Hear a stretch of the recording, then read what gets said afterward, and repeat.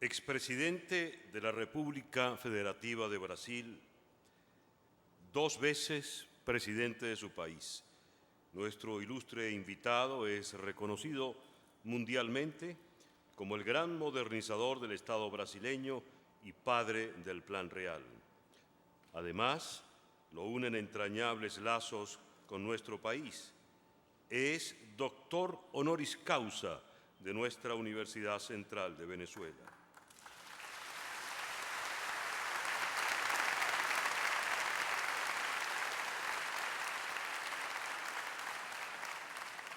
Está con nosotros y nos tiene unas palabras para Venezuela, Fernando Enrique Cardoso.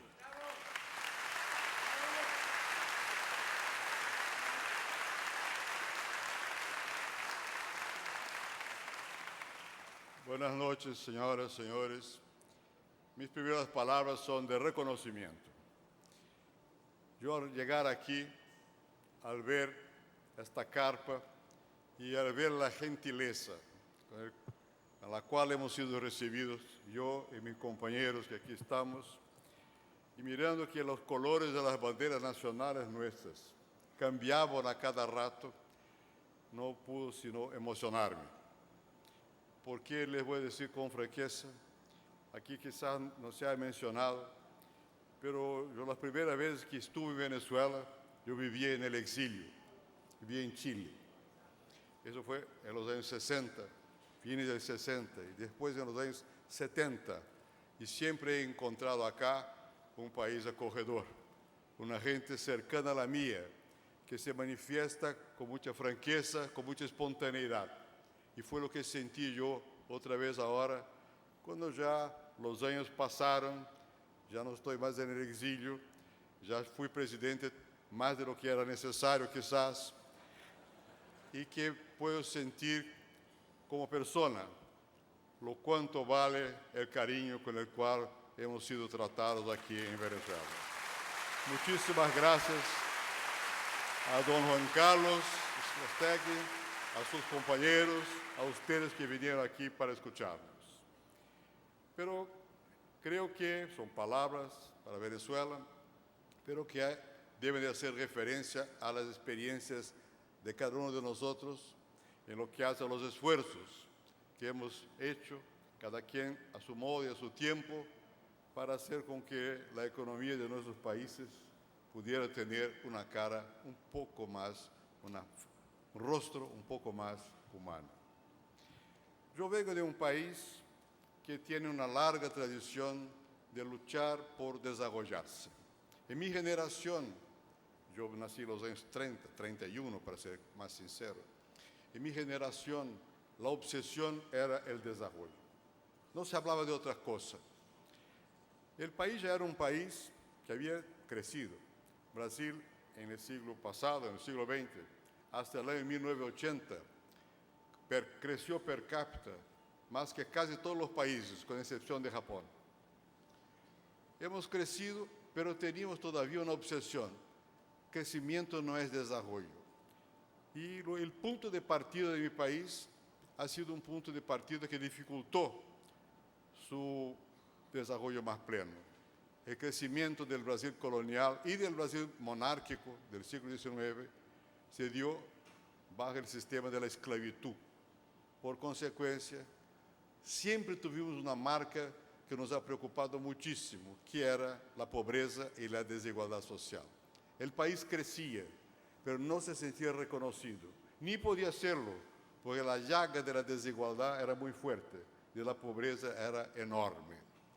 Entonces, después de un gran salto que tuvimos con la Primera y luego con la Segunda Guerra Mundial, cuando Brasil realmente empezó una marcha hacia su industrialización, especialmente en el régimen todavía dictatorial de Getúlio Vargas, cuando hemos marchado más aceleradamente en el sentido de la industrialización, el país se ha urbanizado. La tasa de crecimiento de la población es lo que fue en Venezuela, 3.5 al año. Hubo un momento que la migración vino del exterior, un país de migrantes como Venezuela. Pero después la gran migración interna, desplazamiento de poblaciones, de las partes más pobres del país a las más opulentas, La ciudad que es mía, la ciudad de São Paulo, en los años 70 crecía al 5% al año. Teníamos entonces 5 millones de habitantes, lo cual significa que entraban 250.000 nuevos habitantes a esta ciudad. Migración interna, imposibilidad de ofrecer empleo a todos. El sistema educacional no fue capaz de crecer en la misma proporción de la demanda. El sistema de salud era prácticamente inexistente. Todo lo que era urbano, alcantarillado, el transporte urbano, todo, con la gran y masiva migración, como que quedó corto frente al desafío. Luego populismo, enseguida militarismo, gobiernos militares, dictadura, crecimiento económico. En los años 70, la tasa promedio de crecimiento económico de Brasil fue del 7% al año, en forma continuada. Y sin embargo, el país seguía con su gran desafío, que este crecimiento pues no atendía a lo que la gente anhelaba como futuro. No era un crecimiento que pudiera ser compartido por todos los brasileños. Y por consecuencia, teníamos, todos nosotros que teníamos un grado de riqueza relativo, nos sentíamos culpables. Y todo el tiempo el país discutía que era necesario cambiar eso. Bueno, pero había que cambiar primero, después del régimen dictatorial de los militares, obtener la libertad. Y eso fue un momento muy importante, que se siguió a una crisis económica del mundo, que fue la crisis del petróleo. La crisis del 82 fue la más fuerte que nos ha tocado. Entonces Brasil importaba petróleo. Todavía no teníamos esta enorme cantidad de petróleo de que disponemos hoy día. Y eso nos provocó un desequilibrio en nuestras cuentas externas. Y en consecuencia también de muchos desatinos de la forma de gobernar, inflación. Inflación que mermó la capacidad, el empuje de nuestra economía. En los años 80, como se suele decir, fueron una década perdida. Relativamente perdida, yo diría. Porque la década del 80 fue también en Brasil la década de la recuperación de la libertad. Y con muchos movimientos callejeros, de huelgas en São Bernardo, donde Lula fue uno de los principales actores, de movimientos de resistencia democrática en el cual muchos de nosotros estábamos involucrados en los comienzos de los años 80, con la crisis económica, con la dificultad que había de contemplar las demandas sociales que crecían, era imposible seguir un gobierno dictatorial.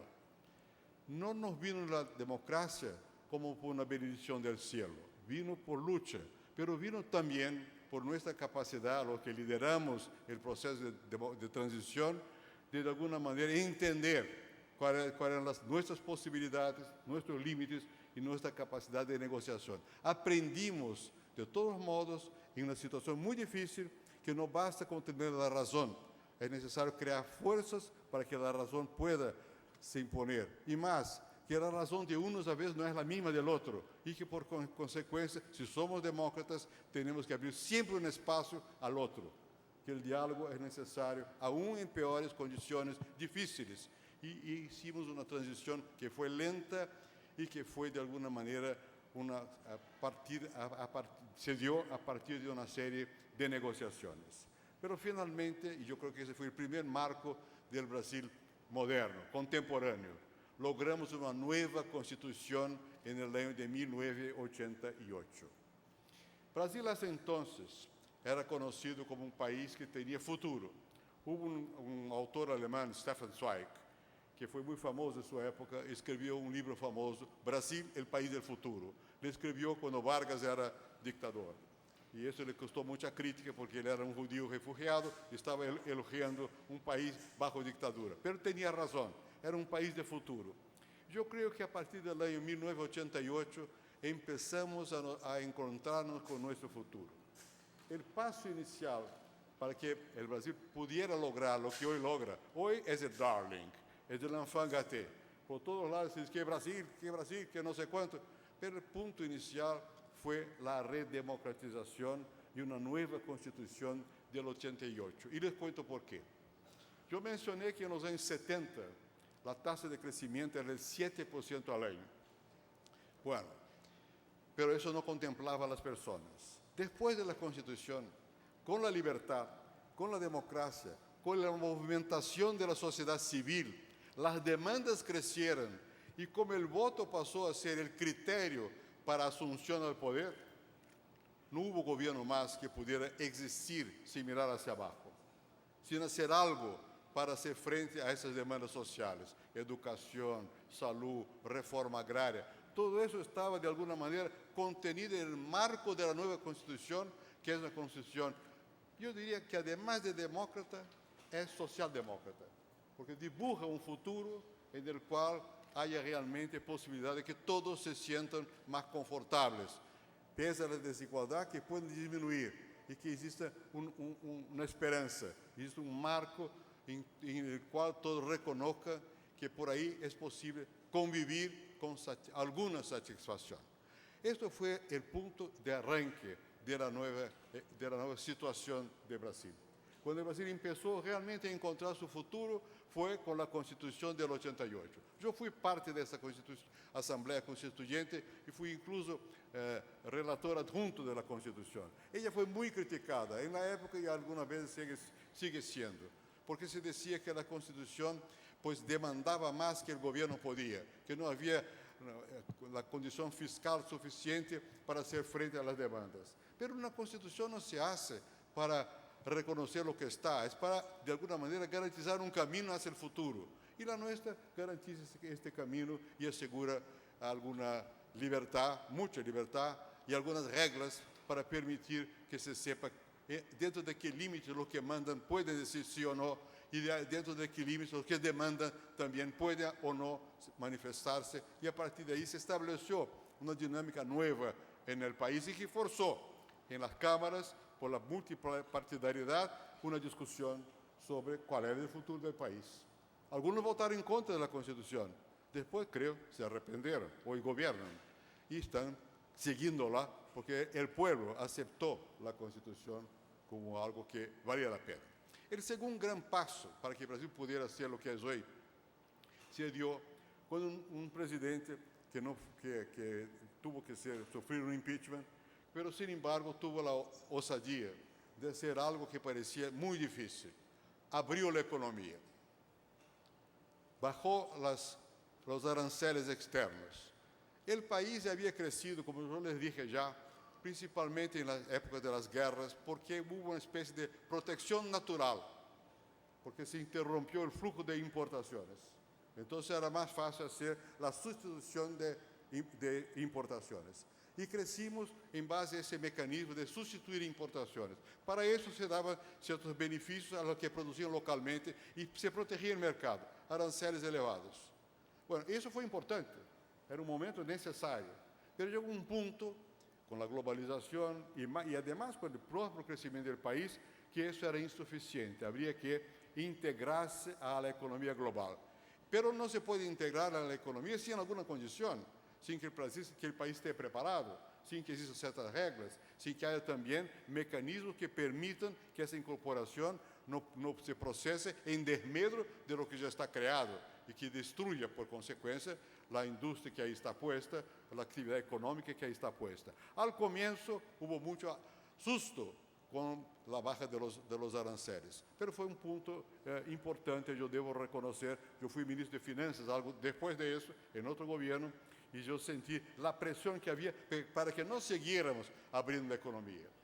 Si no hubiéramos continuado la apertura de la economía, no tendríamos mejorar la calidad de nuestra producción, no tendríamos la capacidad de aumentar la productividad, no estaríamos en condición de ser lo que somos hoy día, un país que compite, y compite no solo internamente, pero globalmente, y participa de un proceso de transformación que se da a nivel más global.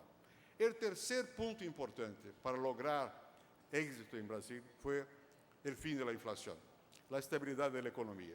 No voy a entrar en detalles, pero fue la formulación del Plan Real y más que la formulación, la operación de un conjunto de reglas que institucionalizaron el modo como los señores que gobiernan en un cierto momento deben de proceder en lo que hace a la economía, respecto a una cierta responsabilidad fiscal, lo cual no quiere decir que un país no puede o no debe endeudarse.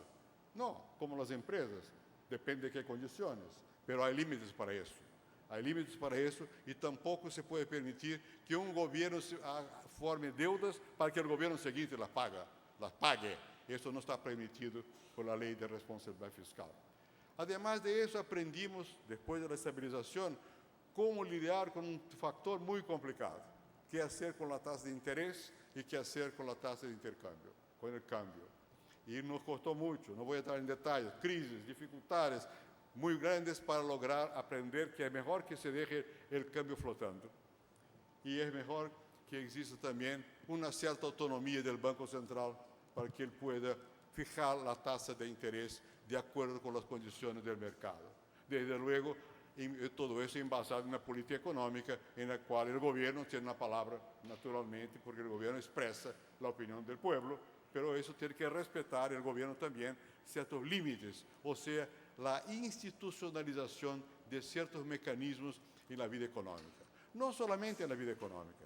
Si se construyó algo sólido en Brasil, fue la institucionalización de la vida política, de la justicia, de la vida económica, respecto a las reglas de la ley. Que eso es muy importante, no solo para las empresas, para el ciudadano, que puede saber cuáles son sus derechos. De alguna manera, hubo otra vez el renacimiento del sentido de que la justicia forma parte de la democracia y que la justicia es independiente, que el gobierno no puede frenarla, que tiene que garantizar con cosas obvias, que es necesario garantizar condiciones para que esa justicia opere independientemente. Les voy a dar un pequeño ejemplo.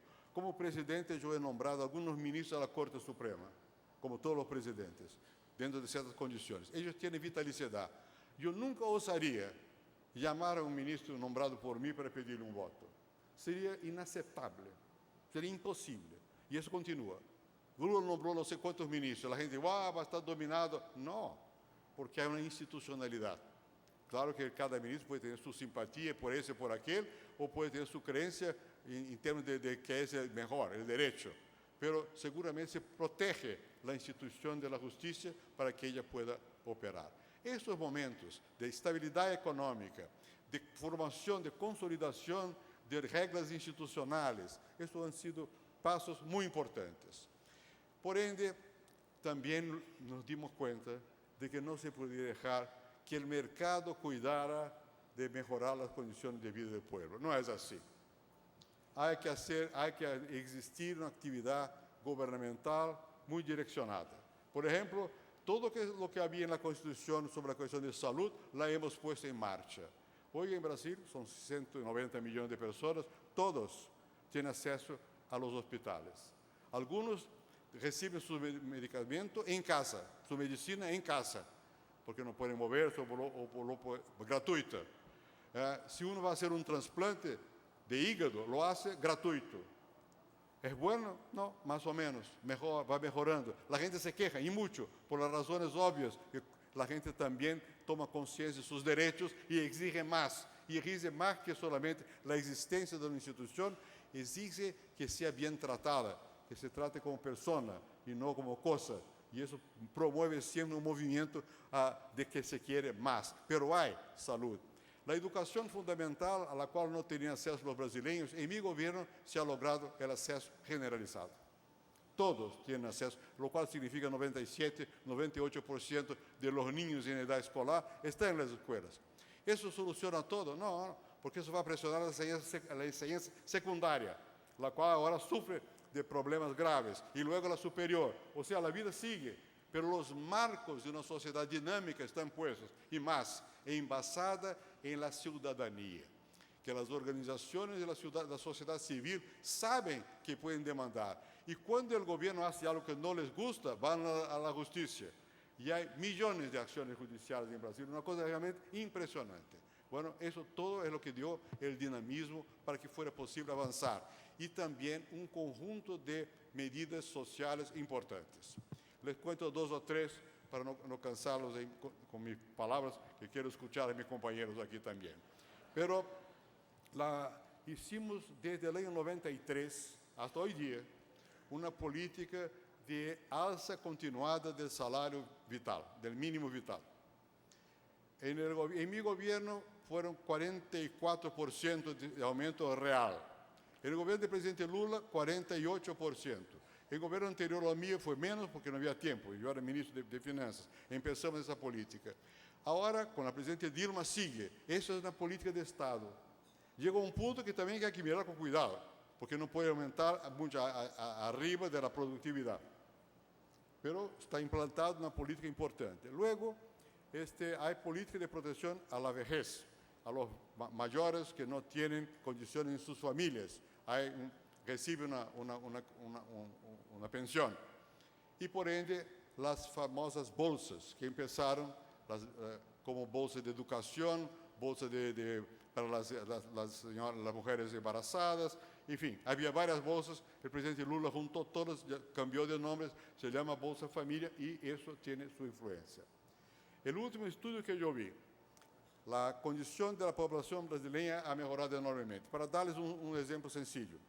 La llamada clase C en Brasil, que son las llamadas clases medias emergentes, pues pasó del 30 al 50% de la población en un periodo de, 20 años, pero aceleradamente, porque eso va creciendo cada vez más. Por otra parte, cuando se ve la pobreza, cayó muy fuertemente. Con el plan de estabilización, con el plan real, cayó inmediatamente del 44, 43 al 30 y pocos. Después fue cayendo y ahora debe estar alrededor de un 23%, 22% de la población. Y los más pobres entre los pobres, los miserables, cayeron más deprisa todavía. Y eso se debe en gran parte a ese mecanismo de bolsas que van directamente a los más pobres. Sin embargo, cuando se analiza por qué hubo una ampliación de la clase C y ese dinamismo, eso se debe a dos cosas. A la renta generada por la expansión del mercado de trabajo, al aumento continuado del sueldo mínimo vital y a la escolaridad, a la expansión de la enseñanza a la escolaridad. Pero, o sea, el país tiene otra vez esperanza. La gente no está bien, pero sabe que puede estar mañana, o sabe que sus hijos pueden estar mejores. Tiene esperanza. Y los gobiernos no pueden más no mirar para eso y de una manera que no sea demagógica. O sea, el gobierno no puede apropiarse de algo que es de la ciudadanía. Eso es algo que está realmente ya enraizado en algo del país. Es la gente que está haciendo la transformación.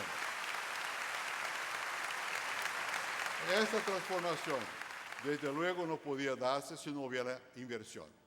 Crecimiento económico significa más inversión. Y inversión productiva. Inversión productiva significa aumento del coeficiente tecnológico y, por consecuencia, ciencia, tecnología, invento nuevo, incorporación de todo eso a la dinámica de la sociedad, al reconocimiento por la sociedad de la importancia de la creatividad y la necesidad de que permanentemente las empresas estén también volcadas a la incorporación de nuevas tecnologías. Y me refiero a empresas, pero eso vale para el gobierno también, que también tiene que estar volcado a esas transformaciones en forma permanente. Y además logramos en Brasil algún tipo de pactuación en el sentido de que no hay una disputa si todo debe ser privado o todo debe ser del Estado. Todo debe servir al público. A veces lo sirve mejor el privado, a veces el estatal. Mejor que el estatal el que es público, o sea, que tenga independencia de la injerencia política, aun cuando esté en manos del Estado. Y hemos transformado las grandes empresas brasileñas en empresas capaces de competir. La Petrobras es una gran empresa, hoy más grande que nunca, porque quebramos el monopolio. No quebramos el control del gobierno sobre la empresa, pero abrimos la empresa, va al mercado y rinde cuentas. Y hoy día compite. Y hoy la Petrobras es una de las 5 o 6 más grandes del mundo.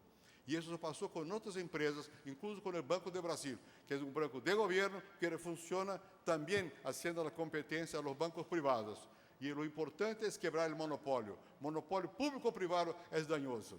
Lo importante es que exista competencia. Y es por eso, porque hay este conjunto de transformaciones. Y porque el Brasil pasa a ser un país que sabe que el futuro está llegando, que nos sentimos mejor, pero nos sentimos desafiados. Desafiados, desde luego, por el desafío que es general. Todavía hay mucho que hacer para una economía que no sea una economía basada en la emisión de CO2, de gas carbónico, para cambiar el país en una economía llamada verde y que sea equilibrada, que permita el crecimiento de la economía. Todavía estamos desafiados porque el sistema educacional no corresponde a las necesidades del país. Estamos desafiados porque cuando el país crece, la infraestructura queda pequeña y es preciso que haya mucha inversión nueva en esa infraestructura. Estamos desafiados porque la tasa de ahorro y la tasa de inversión es todavía pequeña.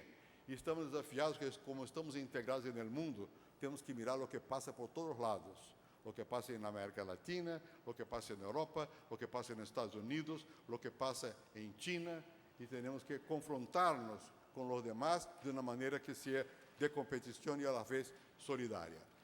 Termino por decirles que ese país nuevo, ese país que hoy día es un país que ya puede darse aires de buscar una proyección más grande, tiene que ser también humilde.